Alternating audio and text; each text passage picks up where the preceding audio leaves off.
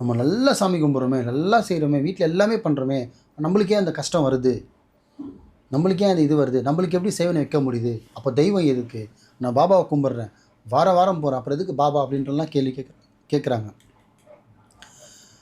எவ்வளோ நீங்கள் ஆத்மாத்மமாக, அது இஸ்லாத்தில் இருக்கட்டும், கிறிஸ்தவரில் இருக்கட்டும், ஹிந்துஸில் இருக்கட்டும், ரிலீஜன் வேறு. நான் பொதுவாக சொல்கிறேன், பொதுவாக ஒரு மனுஷனாக சொல்கிறேன்.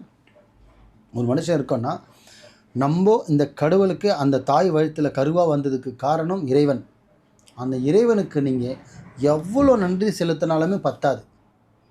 அதுக்கு அப்படியே ஈக்குவலாக பார்த்தீங்கன்னா, உங்களோட தாய்க்கு நீங்கள் எவ்வளோ நன்றி செலுத்தினாலுமே பத்தாது. அங்கேருந்து வந்தது ஒரு பாதைன்னா, இங்கேருந்து வந்தது ஒரு பாதை. இந்த தாய் தந்தையும் மெயின் தான். தாய் மட்டும் மெயின் கிடையாது, தந்தையும் மெயின் தான். அதில் ஒரு படி அதிகம் அந்த தாய். ஏன்னா மார்பக பால் வழியிலேருந்து பிறக்கிற கர்ப்பப்பை வலி வரையும் பார்த்தீங்கன்னா வலியோடு பிறக்க வைக்கிறது தாய் தான்.